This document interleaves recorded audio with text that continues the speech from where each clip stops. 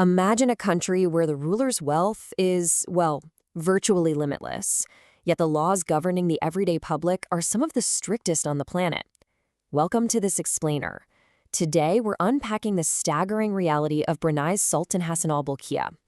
Following the passing of Queen Elizabeth II, he actually holds the title of the world's longest-serving monarch, having sat on the throne entirely alone since 1967. But, Brunei isn't just a story about time. It's a story of absolute extremes. It's this tiny Asian nation where the Sultan's word is literal law, and where his immense wealth silences some of the most powerful forces on earth. Let's dive into the paradox of a ruler who possesses both absolute wealth and absolute rule. So, to truly wrap your head around Brunei, you first have to comprehend the sheer scale of the money involved here. Multiple international sources put the Sultan's personal net worth at an incredibly conservative estimate of $30 billion. $30 billion. And honestly, nobody really knows the exact ceiling of his wealth. This bottomless fortune is basically fueled by his small nation's massive underground reserves of oil and natural gas. It's like liquid gold. Every barrel of oil and every drop of gas essentially adds another zero to the Sultan's bank account. And unlike some royal families who kind of quietly hide their fortunes away, the Sultan of Brunei puts it proudly on display.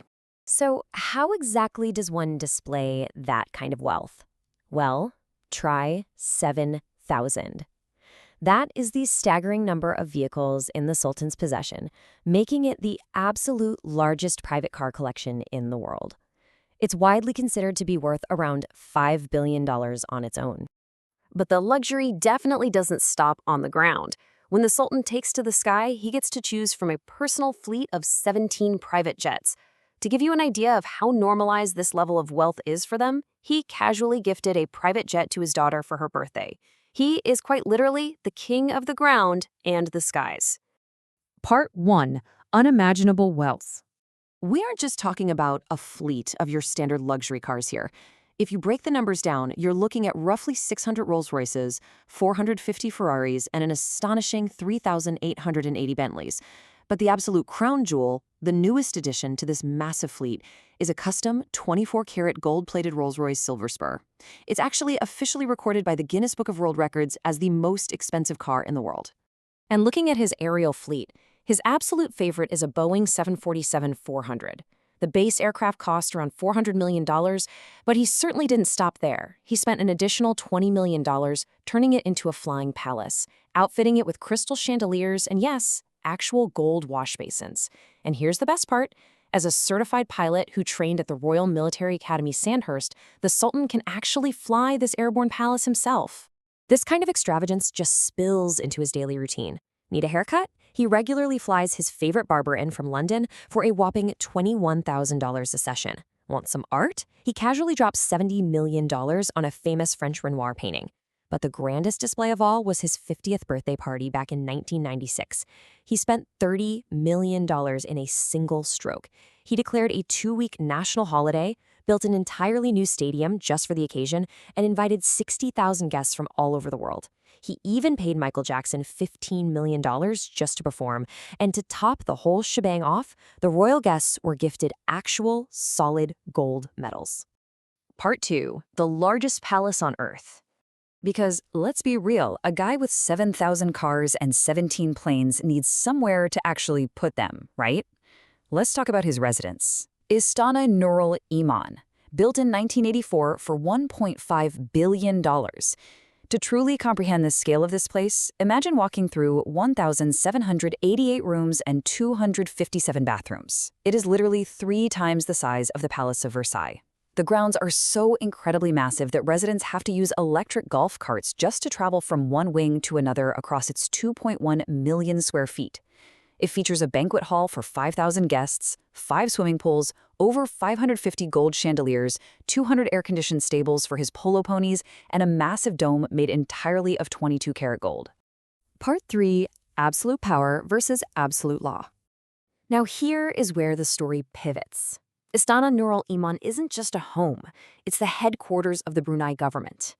The Sultan acts simultaneously as Prime Minister, Finance Minister, and Home Minister. In 2004, constitutional amendments legally placed him entirely above the law. He has absolute sovereign power, both in his official and personal capacities. But this absolute freedom stands in a really sharp, dramatic contrast to the incredibly strict religious laws imposed on the Bruneian public. Daily life in Brunei comes with some intense restrictions. While you might assume a nation this wealthy would be deeply liberal, it's actually the exact opposite. There is a total ban on alcohol and pork. Even smoking tobacco is completely illegal. Only government muftis can issue religious decrees, or fatwas, and mocking them is a heavily punishable offense. On top of that, it's mandatory for all men to attend Friday prayers, and there are strict modesty laws requiring women to cover their bodies entirely. All of this culminated in 2019 when the full implementation of Sharia law was introduced. Under this legal code, punishments are severe. They include death by stoning for adultery and homosexuality, as well as amputation for theft. This move placed Brunei under a really harsh international spotlight, sparking massive protests outside the Sultan's luxury hotels in major cities like London and Paris. Part 4: Royal Scandals and Controversies. Despite the incredibly strict moral framework enforced on the everyday citizens, the royal family itself has not been immune to massive international scandals. Back in the 1990s, a scandal known as the Ahmed Crisis rocked the nation. The Sultan's younger brother, Prince Jeffrey, was accused of embezzling billions of dollars of royal wealth, spending it wildly on luxury yachts, private jets, and thousands of cars. It severely damaged the royal family's reputation, resulting in the Sultan actually stripping his brother of his power and exiling him. Then, in 1997, a former Miss USA filed a lawsuit against the Sultan and his brother, claiming she was held hostage and forced to participate in private parties. But here's the kicker. The U.S. court dismissed the lawsuit completely. Why? One simple phrase: absolute sovereign immunity. The legal system recognized the Sultan as an absolute monarch, meaning he was, essentially, legally untouchable. This highlights exactly how his immense wealth and political power act as an impenetrable shield against any international legal consequences. Part 5: Everyday Life in the Peaceful Abode. Given these two totally extreme realities, the glittering, untouchable wealth of the royals and the severe legal restrictions on the public, what is it actually like to live in Brunei? I mean, the country's full name translates to Country of the Abode of Peace. Well, despite the severe restrictions, many citizens deeply love and respect the Sultan, often calling him the People's Sultan. Because oil and gas drive 90% of the economy, the state provides incredible benefits. Citizens pay absolutely zero income tax. Education is completely free, which has led to an impressive 98% literacy rate. Healthcare is entirely free. And those strict laws, well, they've resulted in a virtually non-existent crime rate, maintaining that abode of peace.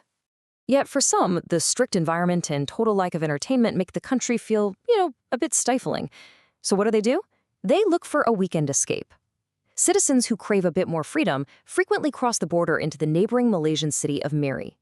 Right there, they can freely access the alcohol, lifestyle, and open environment that are strictly banned back home.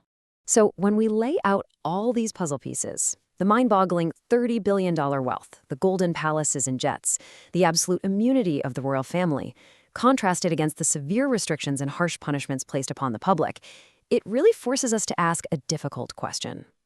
In a nation where all your basic needs are totally met, where there's no income tax, free healthcare, free education, and virtually zero crime, does that comfortable, peaceful life truly justify absolute submission to a ruler who operates entirely above the law? It's a fascinating paradox, and for sure one that makes Brunei one of the most uniquely complex nations on Earth. Thanks for joining me on this explainer.